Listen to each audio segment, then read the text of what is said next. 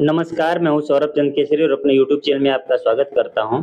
आज हम लोग साइंस का अगला चैप्टर करेंगे पीरियाडिक टेबल का, periodic classification of element.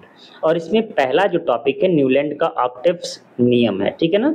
Newlands law of Octave, इनका अष्टक नियम का प्रश्न है। इसके बाद डोबेराइनर का पढ़ेंगे। हालांकि इनसे पहले डोबेराइनर ने दिया था, लेकिन किताब में जैसे दिया मैं वैसे ही करा रहा हूँ और कोई इशू नहीं है। एमसीक्यू के सहारे हम लोग पूरा का पूरा थियरी पार्ट भी कर लेंगे, लेकिन फिर भी अगर आपको जरूरत हो कि थियरी चाहिए तो थियरी पार्ट आप कमेंट करिए, मैं बना दूंगा, या फिर आप किसी और यूट्यूब चैनल से सर्च करके देख लीजिए और यहाँ पर फिर से एमसीक्यू लगाइए। तो आज का पहला प्रश्न है हमारा कि न्यूलैंड के अष्टक में तत्वों के बीच आवर्तिता केवल तक देखी गई। तो याद रखिएगा ये कैल्शियम तक देखी गई, ठीक है ना।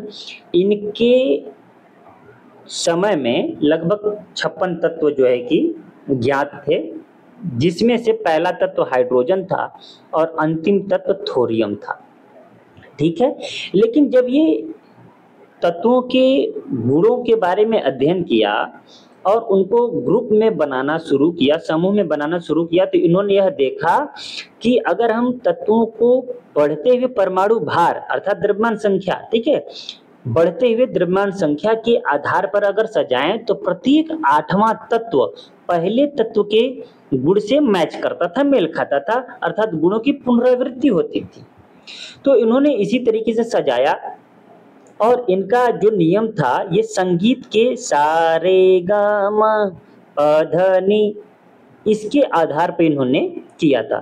फिर नी के बाद क्या आता है सा, तो उसी प्रकार 7 स्वर के बाद जैसे 8वां रिपीट होता है, उसी प्रकार परमाणु भार के बढ़ते हुए क्रम में अगर रखेंगे तो प्रत्येक 7 के बाद 8वां तत्व पहले तत्व के गुणों से क्या रखेगा, समानता रखेगा।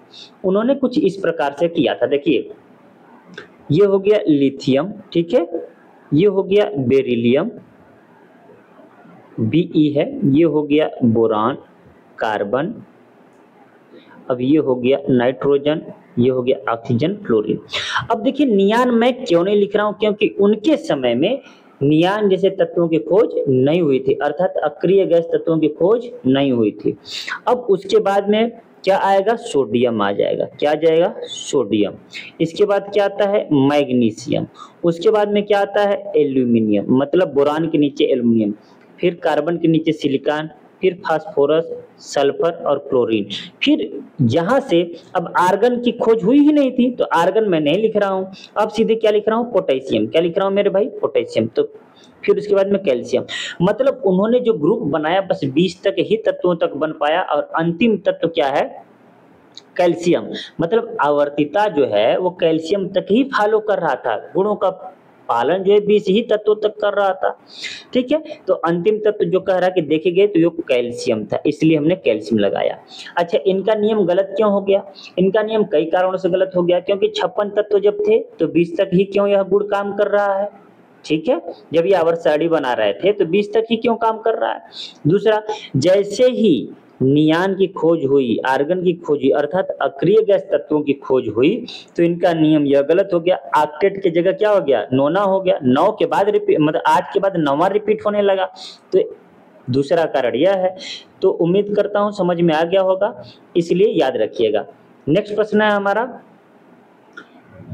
उत्कृष्ट गैसों को न्यूलैंड के अष्टक के सिद्धांत में क्यों शामिल नहीं किया गया था।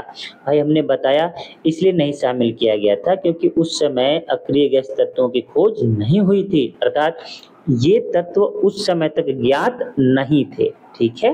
तो option A is right answer. Next प्रश्न है हमारा, तत्वों को उनके परमाणु द्रव्यमान के बढ़ते क्रम में रखकर बनाई गई न्यूलैंड के तत्वों की व्यवस्था में अंतिम तत्व क्या था। अभी मैंने एक्सप्लेन किया था, थोरियम था, TH, ठीक है ना। पहला तत्व हाइड्रोजन, अंतिम तत्व क्या है, थोरियम। याद रह जाएगा, क्लियर है। इनके समय तक 56 तत्वों की खोज हो चुकी थी, ठीक है।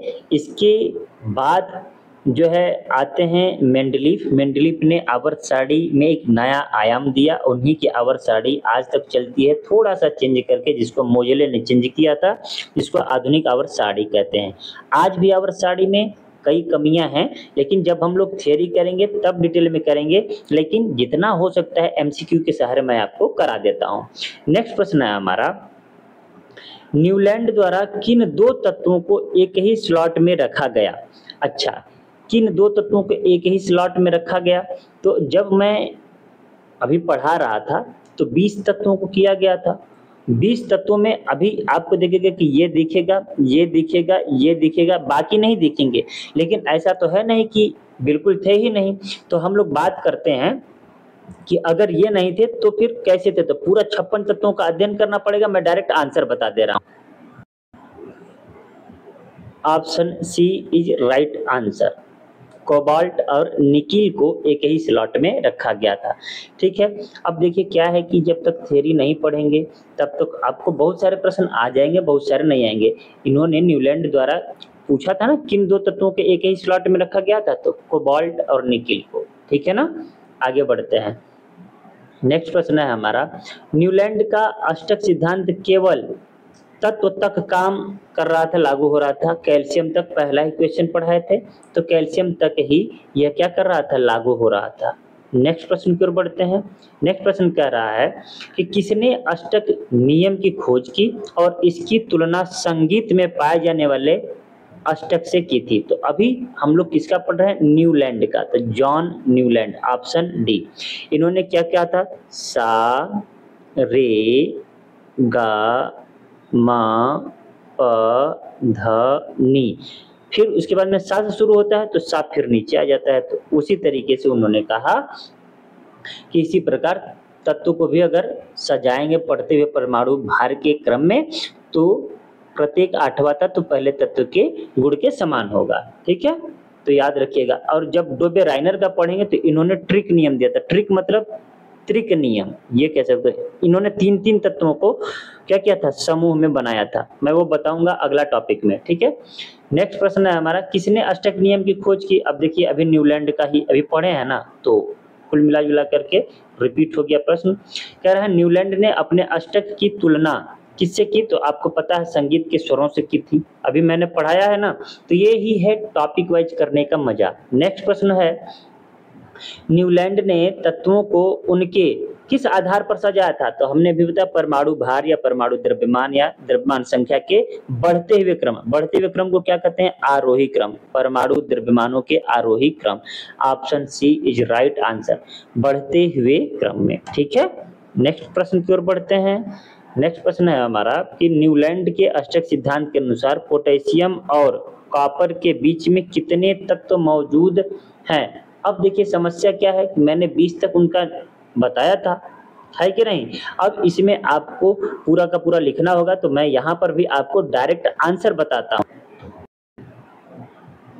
Option A is right answer. ठीक है, मतलब यह है पोटेशियम और कॉपर के बीच में कुल 7 तत्व मौजूद हैं। ठीक है, नेक्स्ट प्रश्न की ओर बढ़ते हैं। नेक्स्ट प्रश्न कह रहा है हमारा कि अष्टक सिद्धांत इनमें से किसकी खोज के बाद अप्रासंगिक हो गया? हमने बताया ना, वो कब अप्रासंगिक हो जाता है? जब उत्कृष्ट गैसें खोजी जाती हैं तब। तो उत्कृष्ट गैस आंसर हो गया। अभी बताया ना कि फ्लोरीन के बाद नियान आ जाता है तो वो क्या हो जाता है? अष्टक नियम ना होकर के 9वां नियम बन जाता है। ठीक है, तो नेक्स्ट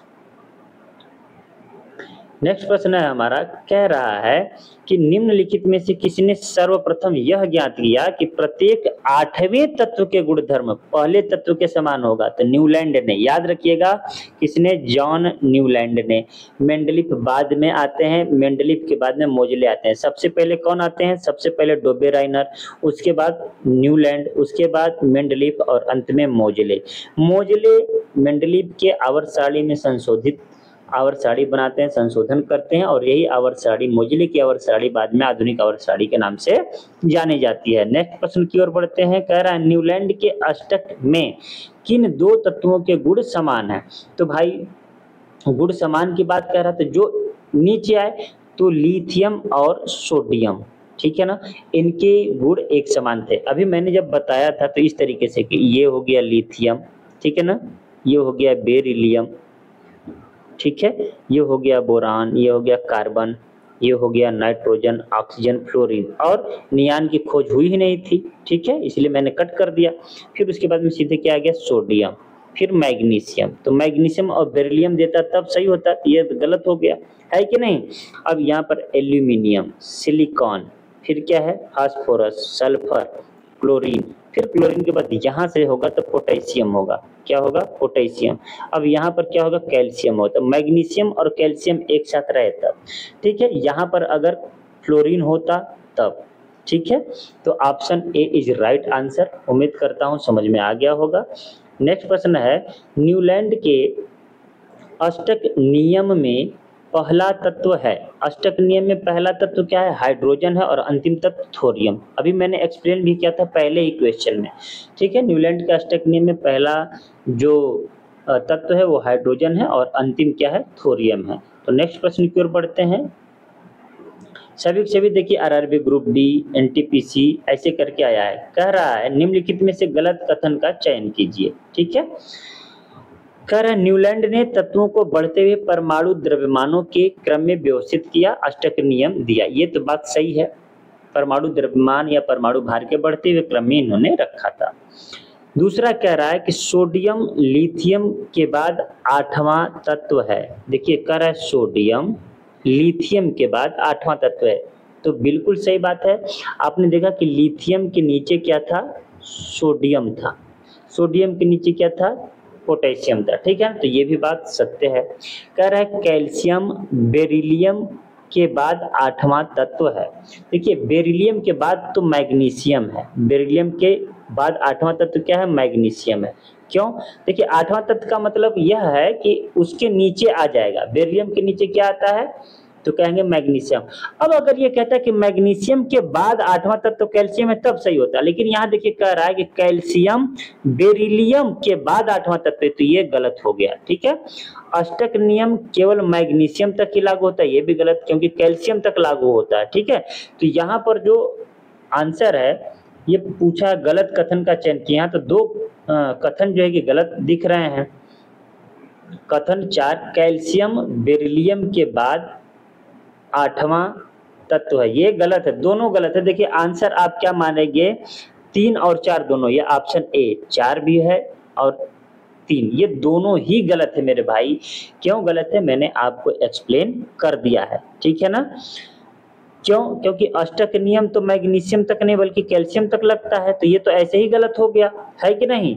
और ये कैल्शियम बेरिलियम के बाद 8वां है, ये गलत दे रहा है, क्योंकि बेरिलियम के नीचे ठीक क्या था, मैग्नीशियम। तो ये दोनों ही गलत हैं और गलत चयन करना था, तो ए और डी दोनों ही गलत हैं, याद रखिएगा, ठीक है। रेलवे इसमें कॉमन नंबर दिया होगा।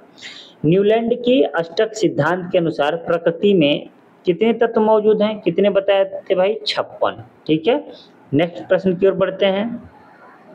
नेक्स्ट प्रश्न है कि न्यूलैंड के अष्टक नियम के अनुसार इनमें किन तत्वों के गुणधर्म समान होंगे, तो जो एक दूसरे के एक ही ग्रुप में हो, तो बेमग मतलब बेरिलियम के बाद मैग्नीशियम है, ठीक है ना।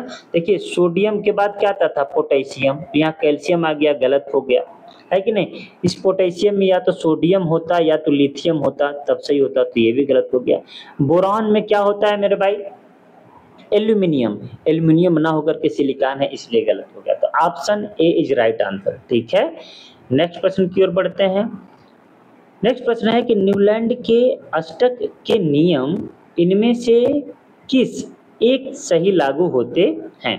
देखिए न्यूलैंड के अष्टक में इनमें से किस पर सही लागू होते हैं। देखिए भाई केवल उत्कृष्ट गैसों पर, ये तो गलत बात है कि नहीं। केवल हल्के तत्वों पर, यह भी गलत बात है। केवल रेडियोधर्मी तत्वों पर, उस समय तो खोज ही नहीं हुआ था। केवल धात्विक तत्वों पर, देखिए ये क्या है, लिथियम धातु है कि नहीं। ली बे ब क न ओ ह नी, तो देखिए नी का खोज नहीं हुआ था। तो एक बात और, धात्विक हम नहीं कह सकते हैं, अभी भी मैं लिखने के बाद समझाता हूँ। ये देखिए सोडियम, ये मैग्नीशियम, ठीक है। फिर एल्यूमिनियम, एल्यूमिनियम के बाद क्या है मेरे भाई, नामक अलसी, सिलिकॉन, फास्फोरस, सल्फर, क्लोरीन।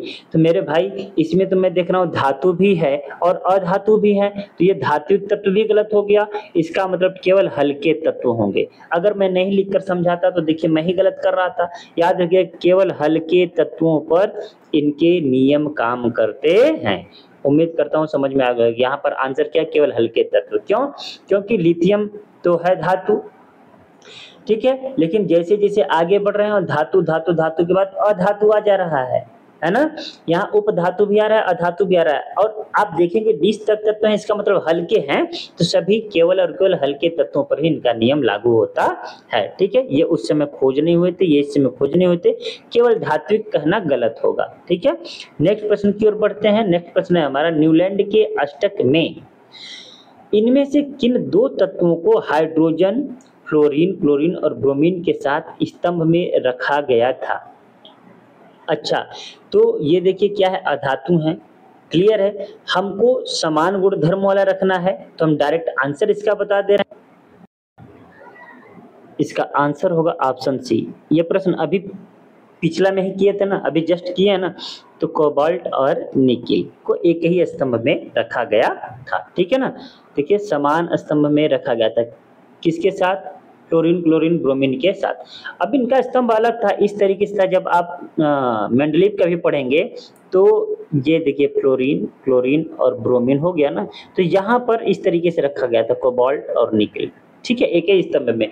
बाद में उनके आवर्त सारणी में जब सुधार किया जाता है तो मोजले साहब आते हैं, इस वर्गों को उपवर्गों में बांटते हैं, ए और बी में।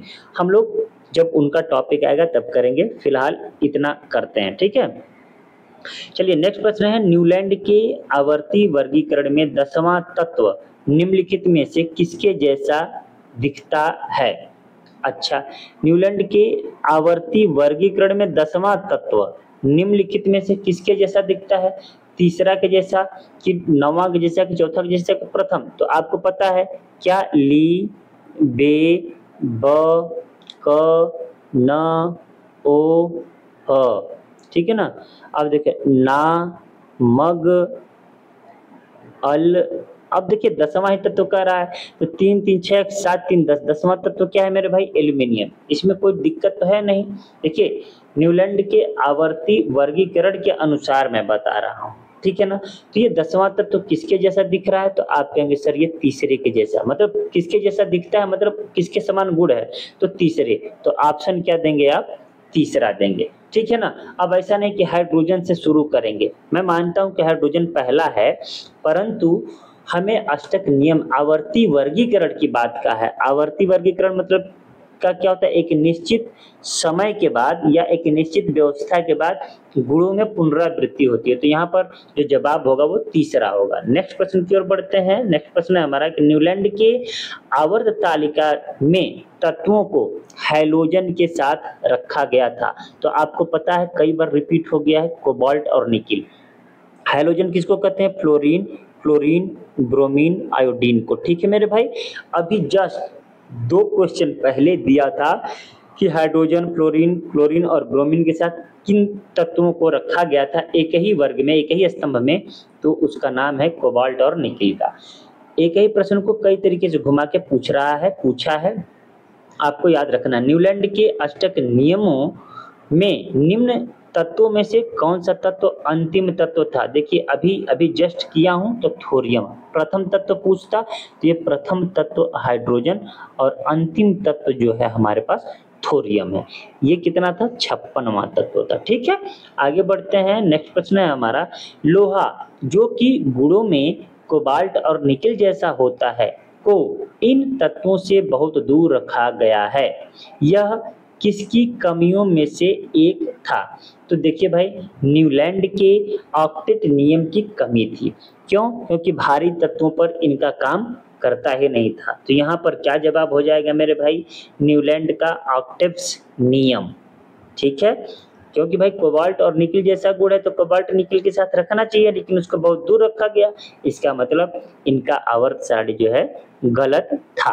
तभी तो बाद में कौन आते हैं? मेंडलीव, फिर कौन आते हैं? मोजले। ठीक है, नेक्स्ट प्रश्न की ओर बढ़ते हैं। नेक्स्ट प्रश्न है हमारा, न्यूलैंड के ऑक्टेट नियम के अनुसार प्रकृति में कितने तत्व थे? रटा रटाया प्रश्न हो गया, रिपीट हो रहा है। देखिए एएलपी में और टेक्नीशियन में आया हुआ सवाल है, 56 तत्व। ठीक है, नेक्स्ट प्रश्न है, किसने यह खोजा कि हर 8वें तत्व के गुण पहले के समान होगा? न्यूलैंड ने खोजा था भाई। जहां पर 8वां तत्व की बात आएगी, अष्टक नियम की बात आएगी, न्यूलैंड आएंगे। न्यूलैंड्स, मेंडलीफ और मेयर नामक वैज्ञानिकों ने किसका विकास किया? आवर्त सारणी का विकास किया। तो option B is right answer. इसमें डोबे राइनर का दे दे, मोजले का नाम दे दे, तो समझ लीजिए सभी लोगों ने आवर्त सारणी विषय वस्तु को क्या किया? डेवलप किया। नेक्स्ट प्रश्न की ओर बढ़ते हैं। नेक्स्ट कह रहा है कि ऑक्टेव्स के न्यूलैंड नियम के अनुसार जो गुणों में कोबाल्ट और निकिल जैसा है, अभी जस्ट किए हैं ना, कोबाल्ट और निकिल के जैसा क्या है? तो कहेंगे लोहा, आयरन। तो आयरन मतलब Fe, फेरम होता है। ठीक है, लेकिन इसको हम लोग बाद में इंग्लिश में आयरन कहा गया इसको। ठीक है ना, लैटिन भाषा में फेरम नाम है। तो नेक्स्ट प्रश्न की ओर बढ़ते हैं। न्यूलैंड ने माना कि प्रकृति में केवल कितने तत्व हैं भाई? 56 तत्व हैं। 56 कई बार आ चुका है, रिपीटेड प्रश्न है, याद रखिएगा। सन में न्यूलैंड ने परमाणु द्रव्यमानों के बढ़ते हुए क्रम में के अनुसार ज्ञात तत्वों की व्यवस्था की और पाया कि प्रत्येक 8वां तत्व के गुण पहले तत्व के गुणों के समान है। मतलब यह पूछ रहा है, इसका आंसर क्या है? उन्होंने कब यह नियम 1860, 1800, 1964, 1844, 1864। तो याद रखना ये फैक्ट है, 1864 में इन्होंने ऑक्टेट नियम दिया था। इसके बाद आ जाते हैं मेंडलीफ 1869-70 में। ठीक है ना, हालांकि 65 से ही वो शुरुआत कर देते हैं। तो यहाँ 1864 सही जवाब होगा। नेक्स्ट प्रश्न की ओर बढ़ते हैं। नेक्स्ट प्रश्न है हमारा, न्यूलैंड के अष्टक नियम केवल, अब देखिए रटा रटाया है इसलिए हम लोग फटाफट आगे बढ़ जाते हैं। कह रहा है कि ऑक्टेट का न्यूलैंड सिद्धांत केवल फिर वही कैल्शियम तक ही काम करता है, कैल्शियम तक ही लागू रहता है। अब देखिए रिपीटेड प्रश्न आएंगे आपको, ठीक है ना, रिपीटेड ही प्रश्न आ रहा है। कह रहा है अष्टकों का नियम किस तत्व तक लागू पाया गया था? कैल्शियम तक, है कि नहीं? हर एक एग्जाम में रेलवे की कई बार यह प्रश्न पूछा है। न्यूलैंड के अष्टक नियम के अनुसार लौह मतलब लोहा, आयरन, ठीक है ना, जो किसके किसके गुणों के समान पाया जाता था? तो कोबाल्ट और निकिल। रटा गया है कि नहीं ये प्रश्न? याद रखिएगा, कोबाल्ट और निकिल के गुणों के बराबर कौन था? आयरन था। कह रहा है नीचे दिए गए वर्गीकरणों में कौन सा परमाणु द्रव्यमान के आधार पर था? तो सभी परमाणु द्रव्यमान के आधार पर थे, बस मोजले थे परमाणु क्रमांक थे। तो ये मोजले जहां जहां आएंगे वो गलती हो गया, ठीक है, बाकी मोजले यहाँ नहीं आए हैं, यही आंसर हो गया। डोबे राइनर, न्यूलैंड और मेंडलीफ तीनों ने परमाणु द्रव्यमान के बढ़ते हुए क्रम में अर्थात आरोही क्रम में रखा था। ठीक है, नेक्स्ट प्रश्न की ओर बढ़ते हैं। नेक्स्ट प्रश्न है अष्टकों का नियम केवल कहां तक लागू था? कैल्शियम तक। आज का अंतिम प्रश्न कह रहा है अष्टक नियम किसने प्रतिपादित किया? तो आप कहेंगे न्यूलैंड ने। अब यहाँ पर देखिए अलेक्जेंडर न्यूलैंड दिया है, वहां पर जॉन न्यूलैंड दे रहा था, तो आपको न्यूलैंड से ही याद रखना है। तो आज के लिए इतना ही, मिलते हैं नेक्स्ट वीडियो में, तब तक के लिए नमस्कार।